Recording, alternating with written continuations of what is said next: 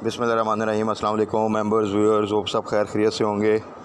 आज की वीडियो में जी डिस्कस कर लेते हैं मार्केट की। क्लोजिंग तो पॉजिटिव आई, वॉल्यूम काफ़ी कम थे और मार्केट अभी भी अगर आप देखें तो वो डल है और आपने देखा कि एक मखसूस रेंज में, थोड़ी सी रेंज में मार्केट जो है वो मूव करती रही।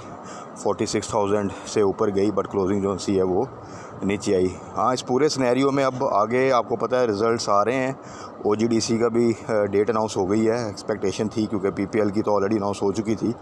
तो कुछ रिज़ल्ट्स आएंगे IT सेक्टर में, कुछ रिज़ल्ट हैं जो उनसे वो आने हैं और ये रिज़ल्ट सीज़न बिल्कुल अपने फ़ाइनल फ़ेज़ में जो उनसे वो आता जा रहा है। और उसके बाद आपको पता है, लेकिन जैसे ही 30 सितंबर के बाद फिर नेक्स्ट क्वार्टर के रिज़ल्ट हैं वो बड़ी तेज़ी से आते हैं। तो सिचुएशन जो सी इस वक्त मार्केट के हवाले से तो देखें वही है कि कोई ख़ास अच्छी न्यूज़ इकॉनमी के लिहाज से जो कि प्रॉपर मार्केट को स्टेबिलिटी दे फ़िलहाल तो नहीं है। सिर्फ एक है कि डॉलर जो है वो आपका जो है वो अब वीक साइड पे है और आपका जो रुपी है वो स्ट्रेंथन जो है वो हो रहा है। उसके अलावा अगर आप देखें तो बाकी चीज़ें अभी कोई इतनी ख़ास जो है पॉजिटिव साइड पे नहीं है। उम्मीद करते हैं कि अल्लाह करे कि चीज़ें बेहतर हों ताकि मार्केट को एक स्ट्रेंथ और एक सपोर्ट मिले, जिसकी वजह से मार्केट एक सस्टेनेबल जो सी है ना वो एक रैली बना सके। जिस तरह की उसने थोड़ी एक पहले अगर आप देखें जो IMF के बाद 1-1.5 माह जो है वो अच्छी मार्केट ने अपने आप को एक गेन भी दिया, एक ज़बरदस्त किस्म की जो है 9,000 से ज़्यादा पॉइंट का जो है वो एक रैली भी बनाई। अभी भी अगर आप देखें तो मार्केट अगर नेगेटिव न्यूज़ भी आती है तो समहाउ एक डिप लेने के बाद अब मार्केट जो है वो अपने आप को एक रेंज में मैनेज कर रही है। और जब ऐसी सिचुएशन हो तो इसका सिर्फ जो इंडिकेशन है वो ये होती है कि अगर कोई अच्छी न्यूज़ आ जाए, बेहतर आ जाए, तो मार्केट यहाँ से उसमें पोटेंशियल है कि वो अपसाइड मूवमेंट बना सकती है। तो ये चीज़ें थोड़ी सी डिस्कस कर लेते हैं। तो सबसे पहले आ जाते हैं KSE 100 की तरफ। अगर आप आज देखें पूरे दिन में तो 46,000 से ऊपर गया, लेकिन उसने जो क्लोजिंग दी है वो 45,910 पे 107 पॉइंट पॉजिटिव के साथ दी है। वॉल्यूम काफ़ी कम थे और अगर आप ज़्यादा ज़रूरी जो चीज़ होती है वो देखना होता है कि जो टॉप 10 आपके वॉल्यूम लीडर हैं उनमें कौन कौन से स्टॉक्स हैं। तो अगर आज आप देखें तो इसमें से आधे स्टॉक आपके तकरीबन पेनी स्टॉक, छोटे स्टॉक जो हैं वो बनते हैं। ये चीज़ इंडिकेट करती है कि जो अच्छे स्टॉक हैं, बड़े स्टॉक हैं, उनमें एक्टिविटी काफ़ी कम है। छोटे स्टॉक्स में वॉल्यूम हमेशा थोड़े ज़्यादा लगते हैं और जब भी वॉल्यूम कम होते हैं, जब वॉल्यूम लो साइड पे आ जाते हैं, तो आप हमेशा देखेंगे कि अच्छे जो से स्टॉक्स हैं उनमें वॉल्यूम कम होंगे और पेनी स्टॉक में जो है ना वॉल्यूम सिर्फ जोड़े से कंपैरेटिवली बेहतर होंगे। तो वही अगर आप देखें तो वही चीज़ आज आपको नज़र आएगी। फिर इसके अलावा अगर आप कंट्रीब्यूटर देखें पॉइंट में तो वो भी मिक्स हैं। ऑयल एंड गैस, उसके अलावा आपका IT सेक्टर, कुछ और सेक्टर जो से हैं वो पॉजिटिव साइड पे भी कंट्रीब्यूट कर रहे हैं। जिस तरह मिल जाता है अगर आप देखें तो इसी तरह नेगेटिव साइड पे भी मिक्स है। इसमें आपका पावर सेक्टर भी है, बैंक भी हैं, तो ये और IT के भी स्टॉक हैं। तो देखें अब इस पूरे सिनेरियो में कुछ स्टॉक हैं जो कि बड़ा स्ट्रॉन्गली अपनी पोजीशंस को होल्ड कर रहे हैं। वो एक अच्छी मूवमेंट बनाने के बाद वहीं पे स्टे कर रहे हैं, जिस तरह के मिल्लत है। और मिल्लत को भी मेंशन किया है कि इसका जो स्टॉप लॉस था जो कि 435 का सजेस्ट किया था, अब क्योंकि इसकी क्लोजिंग जो सी है वो 450 से ऊपर आ चुकी है, तो अब इसका आप जो है स्टॉप लॉस जो है वो 440 पे ले जाएँ। तो ये एक बड़ी अच्छी स्ट्रेटजी होती है कि आप अपने स्टॉप लॉस को ट्रेल करते जाएं और इस तरह आपका जो प्रॉफिटेबिलिटी है वो इंक्रीज़ होती जाती है। और अगर किसी किस्म का डिप आता है तो आप एक बेहतर एग्ज़िट जो सा ले लेते हैं और उसी स्टॉक को, जिस तरह का स्टॉक मिल जाता है जो अच्छा स्टॉक है, या इस तरह के सिस्टम को आप देख लें, इवन जो सा इस तरह अटक रिफाइनरी को देख लें, ये जो टॉप के स्टॉक्स हैं अपनी अपनी कैटेगरी में। इवन OGDC भी अगर आप देखें तो समहाउ एक अच्छी जो सा स्विंग ट्रेड तो दे जाता है और एक जगह पे आके मैनेज भी कर लेता है। तो इनको आप फिर इन्हीं को अगर आप टारगेट करें तो आपको दोबारा इनमें जो है ना वो प्रॉफिट जो है वो मिल सकता है। तो मिल्लत के हवाले से तो ये स्ट्रेटजी है। बाकी आप देखें OGDC की 28 को बोर्ड मीटिंग है, उससे पहले PPL की बोर्ड मीटिंग आ जाएगी, अंदाज़ा हो जाएगा ख़ास तौर पे डिविडेंड जो है वो किस तरह का आता है। OGDC डेफिनेटली एक ज़्यादा बेहतर कंपनी है PPL के हिसाब से और ज़्यादा एक्सपेक्टेशन है, न्यूज़ भी उसके बारे में अच्छी हैं। उम्मीद यही है कि रिज़ल्ट तो बहुत ही अच्छा आएगा। असल चीज़ जो सी है वो इनकी अगली जो मूवमेंट है वो सिर्फ़ और सिर्फ बेस करेगी कि डिविडेंड कितना अच्छा आता है। जितना अच्छा डिविडेंड आएगा उतनी अच्छी आप फर्दर इसमें मूवमेंट देख सकते हैं। और जब OGDC में मूवमेंट आएगी, PPL में, ENP में मूवमेंट आती है, तो ये क्योंकि हैवी वेट्स हैं तो वो एक पूरे आपके इंडेक्स को जो है वो एक अच्छी सपोर्ट जो सी है वो मिल जाती है। सो OGDC के लिए स्ट्रेटजी अभी यही है कि आपको डिप में मिले तो आप उसको बिल्कुल जो है बाय कर सकते हैं, और ये रिज़ल्ट से पहले जो एक जंप आएगा उस पर फिर आपने इसका स्टॉप लॉस लगा के इसको रिज़ल्ट वाले दिन होल्ड करना है। तो फर्दर जो सी इसकी मूवमेंट है वो फिर इसके पे आउट पे डिपेंड करेगी। On the other side PPL जो है वो 73 के पास है, तो प्राइस तो अच्छी है। अगेन अब सारी जो नज़रें हैं वो रिज़ल्ट वाले दिन पे हैं कि पे आउट कितना अच्छा आता है, और इसके पे आउट अच्छे आने के ऊपर ये तो चलेगा साथ में OGDC में भी अच्छी मूवमेंट आ जाएगी, क्योंकि वो एक्सपेक्टेशन डेफिनेटली फिर उधर भी जो है वो सेम एक माइंडसेट जो है एक प्रेडिक्शन जो है वो ट्रांसफ़र हो जाती है।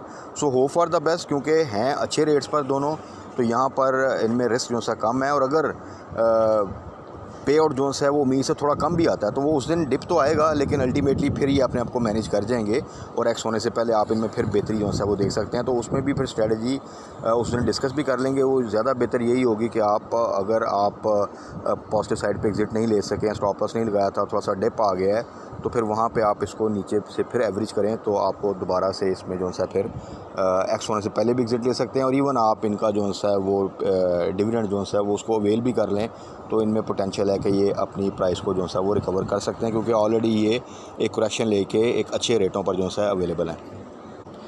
बाकी सरले के वाले से भी कुछ दोस्त पूछ रहे थे कि सरले के राइट में बहुत नीचे आ गया जी, वो 1 रुपये से भी नीचे आ गया, तो उसमें क्या हम एंट्री ले सकते हैं? एक जोन सा है उसमें एक पोटेंशियल हमें एक वो सट्टा कह लें या एक इमीडिएट गेन जो सा मिल सकता है। देखें ये बिल्कुल हो सकता होने को तो, लेकिन यही माइंडसेट है जो हमें जो है ना वो हाई रिस्क जो है ना वो उसके ऊपर अक्सर लोग जो है ना वो अपना जो है एक जो है ना वो पैसा वो गवा बैठते हैं, लॉस कर बैठते हैं कि सरले का जो राइड इसमें 2 दिन रह गए हैं सिर्फ, उसके बाद इसकी ट्रेडिंग ख़त्म हो जाएगी। तो इतना बड़ा रिस्क लेना जिस पे आपके पास और फिर कोई चांस ना हो गया अगर ये नहीं बढ़ता, और जिसके भी 50-50 चांस हैं कि ये बढ़ भी सकता है और ये भी जाके नहीं बढ़े, तो फिर क्या होगा कि आपको वही लॉस में बेचना पड़ेगा इन एनी केस, क्योंकि अगर आप नहीं बेचेंगे तो उसकी ट्रेडिंग ख़त्म हो जाएगी और आपके वो अमाउंट सारी गई। तो जिन दोस्तों के पास वो सेल पहले से पड़ा था और उनको राइट मिला, उनके अकाउंट में आ चुका है, तो उनसे तो यही रिक्वेस्ट है कि वो फ़ौरन इसको जो है ना कल ही जो है वो निकाल दें। जो नए सिरे से इसको में इन्वेस्टमेंट करना चाहते हैं तो मेरा ख्याल है इतना रिस्क लेने की ज़रूरत नहीं है, और बहुत से स्टॉक हैं अगर आपके नसीब में प्रॉफिट लिखा है, एक इनकम लिखी है, तो वो आपको कहीं और से मिल जाएगी। उसके लिए ज़रूरी नहीं है कि आप इस तरह के जो है रिस्की गेम जो है वो करें। आप किसी अच्छे स्टॉक में जाएं, आज नहीं तो कल नहीं तो परसों वो आपको गेन ही दे के जाएगा, रादर के इस तरह के स्टॉक में अगर आपकी मर्ज़ी के मुताबिक या आपके प्रोडिक्शन के मुताबिक वो चीज़ ना होगी तो फिर लॉस ही है, और उसकी रिकवरी करने के लिए फिर आपको शायद पता नहीं कितना टाइम लग जाए।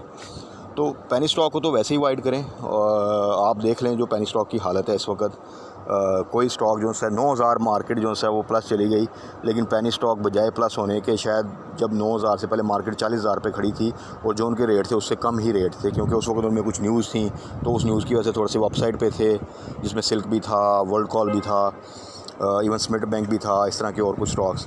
और आप देख लें उसके बाद 9000 मार्केट जो है वो प्लस कर चुकी है, और वो वहीं पे जो है खड़े नहीं हो सके, बल्कि उससे नीचे लेवल पे आए हैं।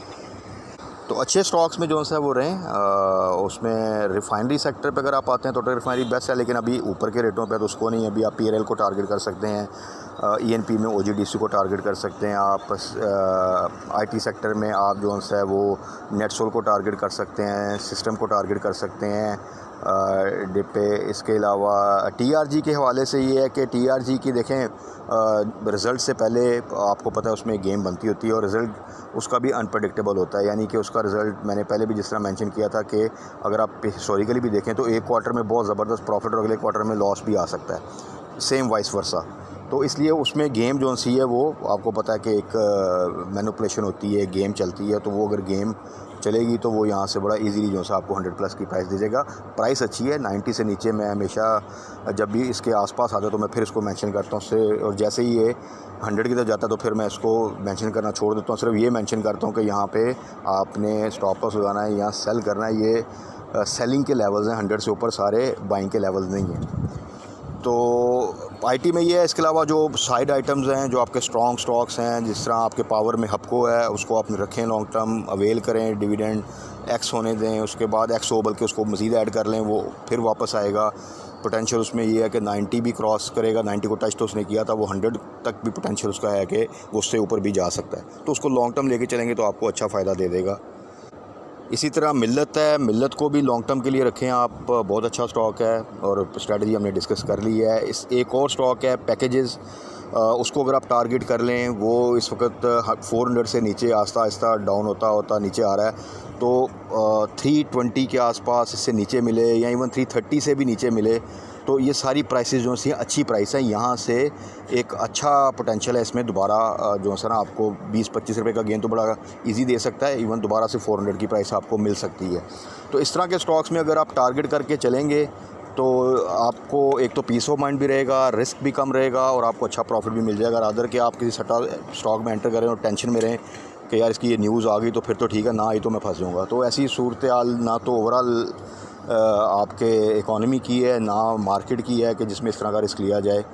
तो बेहतर है कि थोड़ा सा अपने कैश को सिक्योर करें, स्टॉप लॉस इम्प्लीमेंट करें और अच्छे स्टॉक्स में रहें। बाकी कल मार्केट क्लोजिंग के बाद फर्दर जो न्यूज़ आती हैं उसके अकॉर्डिंगली डिस्कस कर लेंगे। जब तक मार्केट रेंज बाउंड है अपनी स्ट्रेटजी भी ऐसी रखें कि बिल्कुल जो अच्छे रेटों पे बाइंग रेंज में आते हैं सिर्फ उनमें टारगेट करें और अच्छे स्टॉक्स को जो है टारगेट करें तो आपको जो है ना इसमें अच्छा बेनिफिट साथ साथ इंशाल्लाह जो है वो होता रहेगा। तो तब तक अपना ख्याल रखिएगा, दुआओं में याद रखिएगा। Stay blessed. अल्लाह हाफ़िज़।